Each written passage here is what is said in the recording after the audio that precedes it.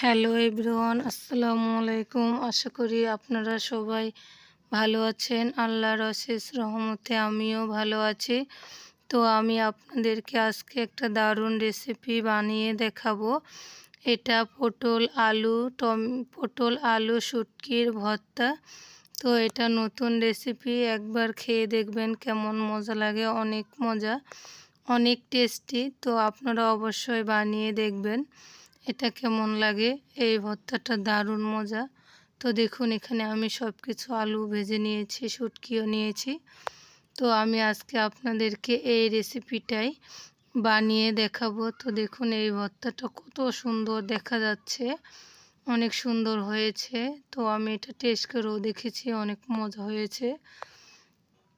তো এটা আমি আজকে আপনাদেরকে বানিয়ে দেখাবো। তো ভিডিওটা অবশ্যই প্রথম থেকে শেষ পর্যন্তই দেখবেন, না হলে কিন্তু বুঝতে পারবেন না।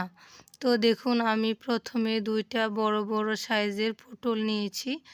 এই যে দেখুন, তো এই পটল দুইটা, শুটকি আর একটা আলু দিয়ে আমি আপনাদেরকে দারুণ মজাদার একটা ভর্তা বানিয়ে দেখাবো।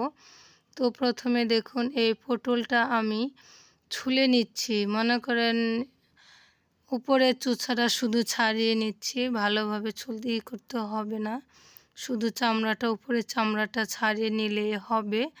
তো এই যে দেখুন, আমি প্রথমে পটলের উপরের চামড়াটা ছুলিয়ে নিচ্ছি। তো আমার দুইটা ছুলানো হয়ে গিয়েছে। এই যে দেখুন, এই দুইটা দিয়ে একটা ছোট আলু দিয়ে অনেকখানি ভর্তা বানানো যায়। তো এখানে দেখতেই পাচ্ছেন, রসুন কুচি নিয়েছি, পেঁয়াজ কুচি করে নিয়েছি, শুকনো মরিচ নিয়েছি, আর শুটকি নিয়েছি 4টা, আলু নিয়েছি একটা। তো এখানে আমি গরম পানি আগে প্রথমে করে নিয়েছি। গরম পানি করে এই শুটকিগুলা ভালোভাবে, এই 4টা শুটকি ধুয়ে নিব। তো শুটকিটা দিলে অনেক ঘ্রাণ আসে। তো দেখুন, এখানে আমি কড়াইটাতে প্রথমে দিয়ে দিব এই যে পটল কেটে রেখেছিলাম, পটল আর আলু সেখানে দিয়ে দিলাম। এই যে তেলের উপরে আমি এগুলা ছাড়িয়ে দিয়েছি।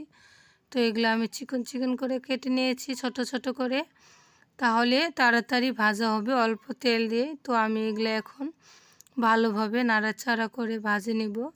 তো দেখুন, আমি এখানে দিয়ে দিলাম লবণ। লবণ দিলে আরও তাড়াতাড়ি ভাজা হয়, সিদ্ধ হয়ে যায়। আর দিয়ে দিলাম অল্প পরিমাণে হলুদ। এখন আমি ভালো করে নাড়াচাড়া করে নিব। এই যে দেখুন, আমি এখন ভাজতেছি এগুলা। তো এই ভর্তাটা কেমন হয়েছে ট্রাই করে দেখবেন, দেখে আমারে কমেন্টে জানাবেন কেমন হয়েছে ভর্তাটা।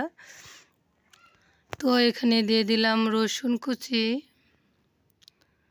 এগুলা পটলগুলো অর্ধেক ভাজা নিয়েছি, নেওয়ার পরে রসুন কুচি দিয়েছি, পেঁয়াজ কুচি দিয়েছি, দিয়ে এখন আবারও ভালোভাবে নাড়াচাড়া করে নেব।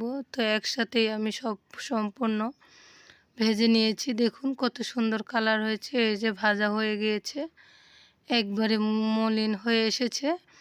এই যে দেখুন, সিদ্ধ হয়ে গিয়েছে। তো এগুলো এখন আমি তুলে নিব, ভাজানো হয়ে গেছে, এগুলো আমি তুলে নেব। আর এখানে এই কড়াইতে আমি শুকনো মরিচগুলা ভালোভাবে টালে নেব। এই যে দেখুন, টালে নিচ্ছি আমি মরিচগুলা। তো এগুলো এখন আমার সম্পূর্ণ সব কিছু ভাজানো হয়ে গিয়েছে। এই যে দেখুন, প্লেটে আমি নিয়েছি, এর সাথে কাঁচামরিচও কয়েকটা দিয়েছি। কাঁচামরিচ দিলে আরও ভালো লাগে, সুন্দর লাগে। তো এই যে দেখুন, এখন আমি এটা সম্পূর্ণ সব কিছু পাটার মধ্যে দিয়ে বেটে নিব। তো আপনারা চাইলে ব্লেন্ডারেও করতে পারবেন ভর্তাটা। তো আমার ব্লেন্ডার নেই, তো আমি এই পাটাতে করে নিব, পাটাতে বানিয়ে আপনাদেরকে দেখাবো। তো বন্ধুরা, এই ভর্তাটা কেমন লাগলো অবশ্যই কমেন্টে জানাবেন, ভালো লাগলে কিনা। আর অবশ্যই আপনারা এটা বানিয়ে ট্রাই করে দেখবেন, এটা দারুণ মজা, খেতে অনেক মজা।